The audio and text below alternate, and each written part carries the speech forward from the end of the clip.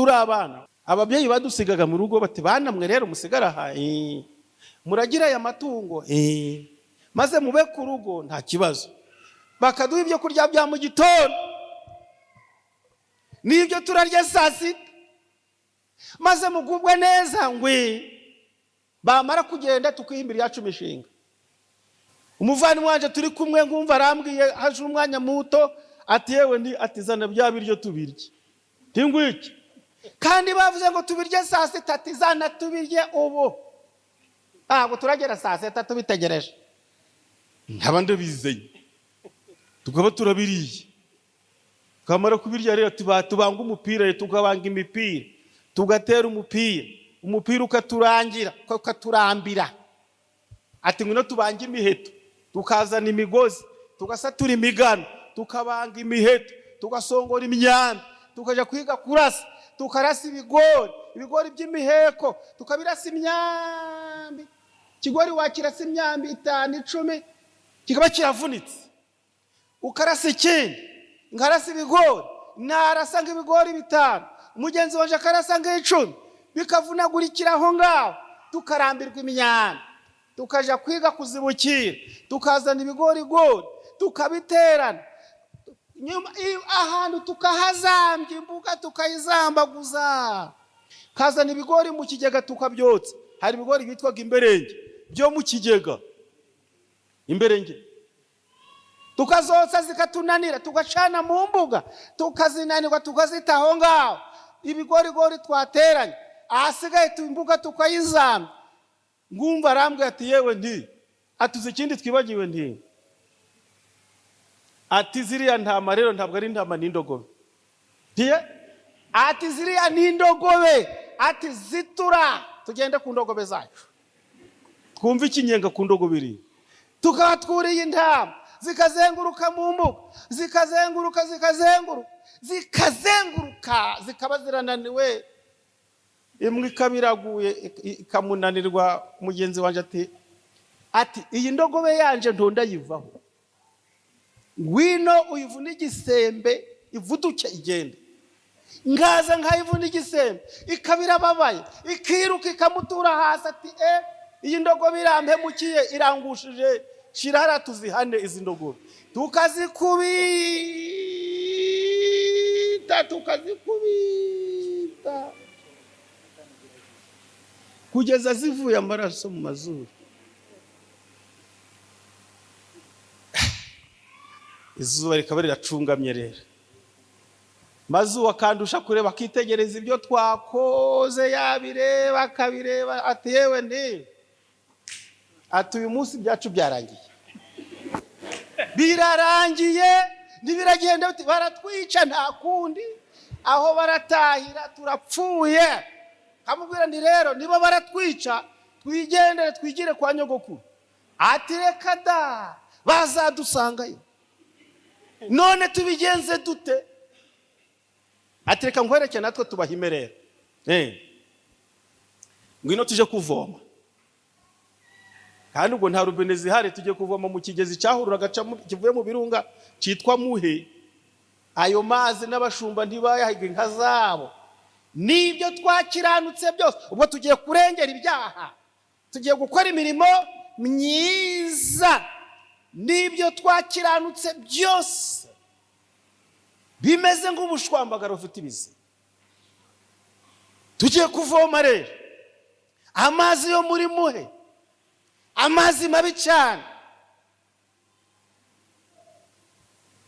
Nta jerekani hari ngo tuvomeshe kugira ngo tubashe kubona ibyo tuvomesha. Nje kuna indi mutoya nagomba kuvomesha igicuma. Igicuma data yanyweragamo akakimanura akakimpereza akaja kukivomesha. Nabaga afata ibyo kurya byari mu safuriya akabishira ku nkoko imbeba zikaba zirabibonye maze tukavoma amazi tukayazana tukayatereka nka hariya. Ati tereka aho baraza bari kureba. Tugashira imbere aho baraza bari kuyareba. Tereka igicuma hariya isafuriya y'amazi. Ati ikindi turakora ngwino tuje gushaka ingwi rero. Hari ibyatsi byameraga iwacu by'ibiti byitwuruje none byabaga byarumye maze tukaja kubirandura tukabitegura tukabirandura uruje none rwumye tugatonda imitwaro miremire. Haribyo bitaga gutonda ruranda, kwabicomekeranya umutwaro nanga umuba ukwahambiriza imigozi 6. Igitwaro kirekire tukaza tubyikoreye tukegeka mu rugo. Kamwe egekaho ngaho kunzu aho baraza bari kureba, tukegeka imitwaro yacu hari azige tukifata mu mufuka rero tukareba ibyaha twakoze. Intama zarenganye, imbuga yahindanye, ibigori twarashe imyamba imwe yavunikiyemo iracahagazemo, tukongera tukareba no ku mirimo yacu tutumva yego twabijambaguje, ariko rero niriya mitwaro y'ingwe ni minini. Nibyo twakiranutse byose bimeze nk'ubushwambagara bufite iki ibizinga. Izuba rikaba rirarenze, turi gutega amatwi cyane, isaha irageze tukumva ababyeyi bari guhamagarana n'abaturanyi bacu, maze umuvandimwe wanje akambwira ati wabumvise? Ndi ntabumvise baraje. Ati bwangu rero ihute genda uhagarare ku mutwaro wawe w'ingwe rero. Ubwo nkagenda nkawuhagarara nawe akagenda agahagarara ku mutwaro asigaye. Ngo turi abantu b'abagabo ntacyo tubaye. Ababyeyi bacinjira mu irembo, mama yabaga ari imbere agasanganirwa n'imirambo y'ibigori n'iminyambi imwe igihagazemo, agahamagara data witwaga Eliyasi, we ngwino udebere babahungu bawe ibintu bankoreye, ibigori byanje babirimbuye we, imiheko y'ibigori. Noneho bavuga ibyaha byacu tukegera iki? Tukegera inkwi zacu tugafataho. Akamwe tukutari gufataho mwa fata kungwi ngafataho. Uri gufataho makarakara, maze data ntabagishobora kuvuga, yagera mu mbuga akareba ibyo twakoze, ati ya mbuga yanje bayijambije, akareba ya mirimo yacu, ati ni ngwino ntabare, ngwino urebe urugomezo biriweho. Uruje none rwose rwo muri reji baruzanye iwanjye, banzaniye uruje none yewe ndarugira nde we. Maze yakandagira mu muryango w'inzu akumva imbeba zirirutse, ati izo mbeba ziri kubiki? Agasanga ziri muri byo kurya byiriwe aho ngaho, maze akarakara, ya byabizi byacu akabijugunya hanze akabimena. Maze data akaba atagishobora kuvuga, ati bari hehe? Ndangira aho bari, nkareba umugenzi wanje agiye gukora, nkabona data yaje n'umuhoro, ya mirimo nta kuturengera na gake. Data yakaza ati bari hehe boka? Tukaba turaturumbutse turirutse, tukaba turirutse imirimo tukayitaho ngaho, ibizi mama akabimena, byabikwi data akabifata akabijugunya inyuma y'urugo, natwe tukirukira inyuma y'urugo, tukaja muri bya bigori mu itumba ry'ibigori, tugahagarara turi kureba bya mirimo yacu, tukayisanga inyuma y'urugo. Kwiringira ubusa nibyo twakiranutse byose bimeze nk'ubushwambagara bufite ibizinga, tukaba inyuma y'urugo, ijoro rikadusangayo, imbeho ikadusangayo, hari ibintu byitaga byabaringa bikabona biri kuguhengeza. Maze mugenzi wanje nkamwegera, namugera iruhande tukamarana ubwoba ho gakeya, hashira nk'iminota 10 ngumva angubise ingokora, ati pi wagicucu we, ntabwo ari wowe wagiye mu kigega ukazana bya bigori? Naje nkamwicura ndi pi, ntabwo ari wowe warumbwiye ngo nije kubizana? Ati pi so wazanye imyambi tukayisongora, ndi pi so wanyigishije maze tukarwanira inyuma y'iki? Turiho turarwanira inyuma y'urugo, benshi turarwanira inyuma y'urugo. Mirimo yacu twakoze nibyo twakiranutse n'ubushwambagara bufite ibizinga butabasha kutubesha mu rugo, tukaje turiha gukorora. Ubwo data yatemaguye bya bigori, yabizaniye za ntama, mama yamennye y'amazi, yakubuye mu nzu, ibyo kurya yabyogeje, yakubuye imbuga, urugo bakarusubiza muri gahunda. Ahasigaye twe tukaja turumva bigiriye mu nzu nta kutwitaho, tukaja turiha gukorora cyane ngo batwumve, tugakorora cyane, tukerekeza umunwa mu rugo ngo bumviye turi gukororera, tugakorora ariko nta mbabazi. Tukongera tugakorora, wapi nta mbabazi, tukongera tugakorora bikanga. Nibyo twakiranutse byose ntibyaduhesha agakiza. N'ubushwambagara bufite ibizinga. Buriya bushwambagara bwa Adamu, ubushwambagara biriya bicocero bya Adamu ntibibasha na gato, imirimo y'intoke zawe ntibasha kuguhumuriza, nta gakiza kayirimo. Maze ijoro ryaba rikuze rigakura, data yarabaye intama zigejeje, atereka n'izi ntama nzicure, kazishira mu nzu. Intama zadutangaga gutaha. Maze data hari cyo bitaga imyugariro, atereka mfunge n'irirembo.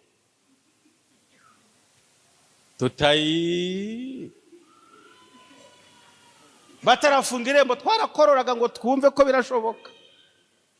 Maze data yagera mu irembo, agafata igiti cya mbere batambika ngo bone kwegekamo ibiti, akaduhamagara.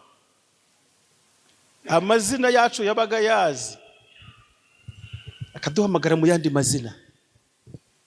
Muri hehe mwabicucumwe, ibigoryi biri hehe? Ayo mazina tukumva na yacu, tuti turi hano. Abo nkunde ndabacaha nkabahana ibihano, abo nkunde ndabacaha nkabahana ibihano. Muri hehe mwabicucumwe, tuti turi hano. Muri hehe mwanjije mwe, turi hano. Muri hehe mwabanyabyaha mwe, turi hano. Tukumva umuhamagaro, nubwo duhamagawe nabi ariko ni twebwe.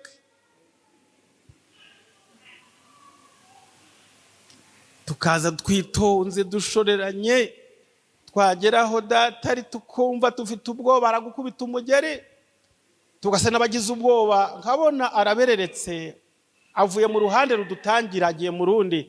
Maze tukamunyura imbere, tukavudukira mu rugo, tukavuduka. Ati dore ngo birabwera birabundabunda, ati muri kubundabunda. Maze mama akumva turinjiye, ari mu nzu aratetse, ati maze hagira ikigera hano ngiyorere huyu muriro. Duhawe imbabazi zo mu rugo, ariko izo mu nzu ntazo. Twakumva aratuyoreraho umuriro, tugakatira kuri kigega y'intama ziri. Data agafunga irembo turi mu rugo, agafunga irembo turi mu rugo. Duhamaga umuhagamagaro utuzana mu rugo. Turahabutse tuvuye hirya y'urugo, twari turi gukororera hafi y'urugo, none tugeze mu rugo. Ibwo tugeze mu rugo rero, inama zigiye gutangirwa mu nzu turazitega amatwi. Maze data agafunga irembo, akagaruka akinjira mu nzu, urugi rw'umuryango rw'inzu ntarufunge. Maze akinjira mu nzu akicara, maze we na mama bakaganira, bakavuga iby'abana beza ba kera, tukabyumva tutumva yemwe twakabije. Mama akaba arahishije rero, yo kurya bikaba birahiye, atereka n'iyi nkono nyikureho. Maze akarura ibyo kurya. Maze mugenzi wanje twabaga turi kumwe agatega amatwi, nkumva arambwiye ati yewe ati hari ibyo numvise. Wumvise iki? Ati burya natwe turarya rero. Reka no mu nzu turi bujyemo, atereka ngwereke nabiteze amatwi nabyumvise. Ati impamvu nabyumvise, ati dore yaruriye ku isahani ye na data barariraho, n'iyacu yayishikiye ndi kumva, none bararira ku masahani abiri. Icyatumaga twumva ibiri mu nzu nuko twabaga turi mu rugo. Ufite amatwi yumva niyumve.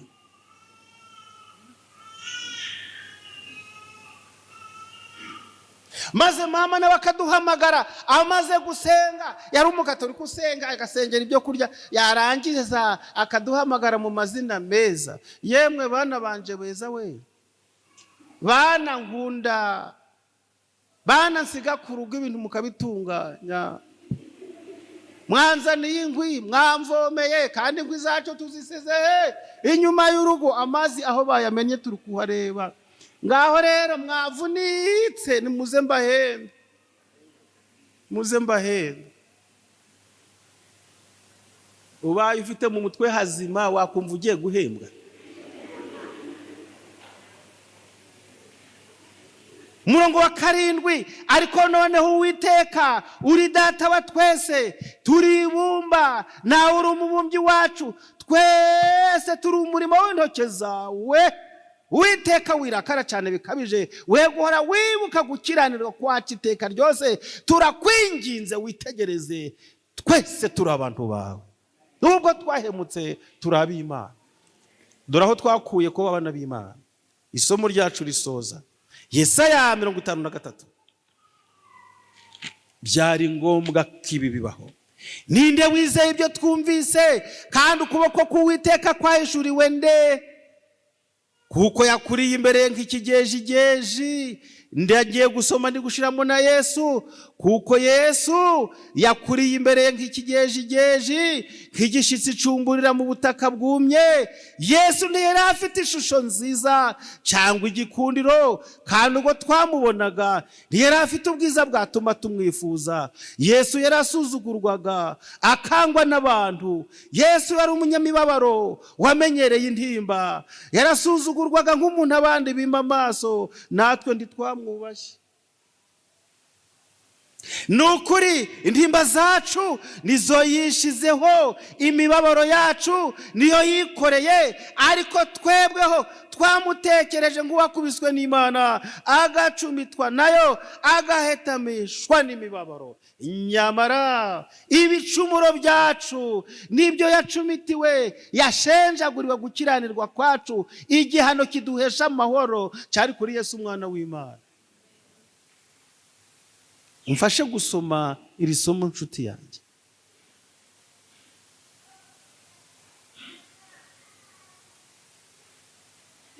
Kandi imibyimba ye niyo adukirisha. Umurongo wa 6, twese uko tungana, twese twayobye nk'intama zizimiye, twese twabaye intatane. Uwiteka amushyiraho gukiranirwa kacu twese.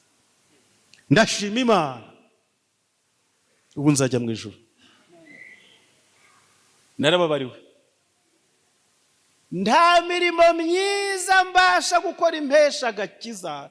Imirimo yanje ndishobora kwemerwa imbere y'Imana, hazemerwa amaraso ya Yesu gusa. Amen. Uwizera uwo mwana afite ubugingo buhoraho. Njyewe nzajya mu ijuru bidatewe nuko ndi umukiranutsi. Ntabwo ndi umukiranutsi, nta nubwo nzigera mbawe kuri iyi si, ariko kuba muri Kristo byonyine bimbesha ubuziranenge imbere y'Imana. Twese twarakijijwe. Hari ikintu cyantangaje, nasomye ko ntabwo Imana yigeze iteganiriza umwana w'umuntu kuzarimbuka. Mu maso y'Imana nta muntu n'umwe uzarimbuka. Imana kuko Imana yakunze abari mu isi cyane. Ntabwo Imana yakunze abari mu isi cyane, oya, harabasoma nabi cyane ngo kuko Imana yakunze abari mu isi cyane, oya, kuko Imana yakunze abari mu isi cyane, byatumye itanga umwana wayo w'ikinege, ng'umwizera wese atarimbuka ahubwo ahabwa ubugingo buhoraho. Naramwizeye, naramaramaje. Naramwizeye, kutangisha impaka se. Uwazingisha se ushingiye kuki? Kutagiye Karuvari ngo urebe ko ntamwizeye.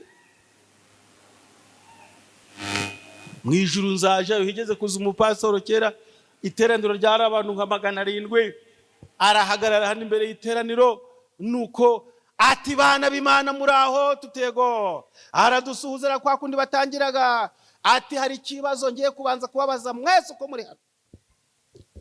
Ninde muri mwe nuko yatubajije, ninde muri mwe wizeye adashidikanya ko azaja mu ijuru uyu munsi, akaba azi yuko abizi neza adashidikanya ko azaja mu ijuru? Muri mwe ninde? Bantu 700 basaga ubuse baraceceka. Kwa nandi umushyitsi aho hantu rero mba nifasheho gatoya. Ati ndasubira mu kibazo cyanjye, ko muri kundeba, ninde muri mwe uri kumva azaja mu ijuru adashidikanya akavuga ati n'ubu Yesu aje nagenda? Bose bari kureba cyane, reka da mba nshizeyo ku mutima ndi nijye ngiye nzajyayo, kuko nkurekayo. Pastor arandeba ntiyagira ikibazo, nuko arandeba arakomeza atoya, ninde? Ndakomeza. Ahubwo rero mbona n'abantu batangiye kundeba, barakebuka bakandeba, ndi ntago muri kumbona, mba ndahagurutse. Mundebe mpagaze, nzajayo rwose. Niba na pastor yateganije ikibwirizo kivuga ngo ndo tuzajayo, nakazi cye nje nzajyayo. Ndakurahiye muri Yesu mfite ubugingo buhoraho, nzajayo rero. Ntabwo nzajayo kubw'ubutungane bwanje, nzajayo kubw'ubutungane bwa Kristo. Kuko rero abari muri Kristo, Abaroma igice cya 8 umurongo wa 1, nuko rero abari muri Kristo Yesu ntateka bazagenza bate? Ko ndi muri we se mbaye iki? Twese twabaye intatane, twese twabye nk'intama zazimiye, Uwiteka amushyiraho gukiranirwa kwacu bangahe? Twese. Nanje ndimo. Igihano kiduhesha amahoro Yesu yaracemeye. Ku musozo pastor ati, mwene data humura, ati ndababaye ariko kumva dufite abantu bangana batya badafite ibyiringiro byo kuzajya mu ijuru. Ijuru muri bujijwe nande? Ko Yesu yarikinguje imbabazi. Uwemera izo mbabazi afite ubugingo buhoraho. Kwizera no kwemera. Kwizera niki? Kwizera ni ukumenya rwose ibyiringirwa udashidikanya, kandi kwizera niko kuduhamiriza ko ibyo tutareba ari byiki, ari iby'ukuri. Igitambo cya Kristo ntabwo tuzagera i Karuvari ngo tuje kuri aho yabambwe tubone kwizera. Ibyanditswe hano muri iri jambo, iby'i Karuvari nabihinduye ibyanjye, nubwo ntari umwisirayeli. Ibyabere Karuvari nabihinduye umugabane w'ubugingo bwanjye.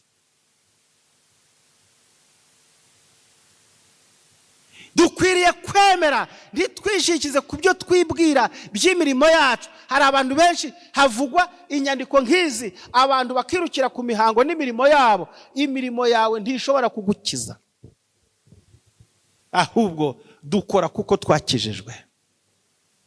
Abantu bose bakora ngo babone agakiza barayobye, ahubwo turakora kuko muri Kristo twamaze gukizwa, turabana b'Imana. Kandi ubwo niko tuzakora imirimo nyamirimo. Ibindi namanjwe n'ubushwambagara bufite ibiki? Ibizinga. Ntukagira umutwaro uhagarara ngo wiringire ngo nshingiye ku byo nakoze ibi nibi nzabona ijuru. Nta kindi Imana izaheraho ngo iguhe ubugingo mu byo wakoze. Ubundi si byo wayihaye, ni ibiki itari ifite? Ni iki wayihaye itari ifite? Imana itwitayeho. Nahoze ndasoma amagambo ari muri iki gitabo cyitwa Amabaruwa yandikiwe abasore, ngo Imana yita ku muntu umwe nkaho ari we wenyine wabaye ku isi. Ikwitayeho weho wenyine nkaho nta wundi muntu wabayeho ku isi. Mubisome ku page ya 8. Ntabwo ndayasoma aya magambo, muyasome ku page ya 8 abafite iki gitabo.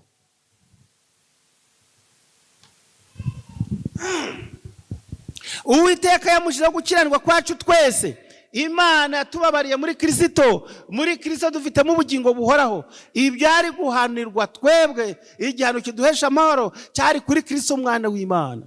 Nshuti zanjye, kuri mugoroba, icyo gitambo cya Kristo cyari ngombwa kugira ngo tubashe gucungurwa. Ntabwo imirimo yacu ari ya ngombwa ngo tubashe gucungurwa, ahubwo ikiri ngombwa ni igitambo cya Kristo wenyine, niwe uduhesha ubugingo buhoraho. nuko rero abari muri we imirimo yose yanditswe mu mahame y'Imana bazayikora batabitewe no kugira ngo babone agakiza, babitewe nuko babonye agakiza muri Kristo. Abazakora batyo bazakora imirimo itunganye, ibindi namanjwe. Abakora bashaka ubugingo bazananirwa, abakora kuko babonye ubugingo bazahora basubizwamo intege iteka ryose. Ndasaba Imana kuri uyu mugoroba ibyo byari ngombwa kuri nje nawe tubyakire kubwa Yesu umukiza wacu. Bangahe bavuga batumva igitambo cya Kristo cyaratwejeje, ibyo twibwira byose twakoze twubwacu nta gakiza karimo. Ikiri ingenzi na maraso Kristo, igitambo cya Kristo cyatambwe ku bwacu, cyaduhanaguyeho ibyaha byose. Ubu turabana b'Imana twiteguye ubugingo buhoraho. Ushira ibiganza hejuru. Urende gutinya iki kandi ko babariwe Imana Data wa twese itwuzuriza amasezerano kuko yasezeranye tutarabaho, mu izina rya Yesu umukiza wacu.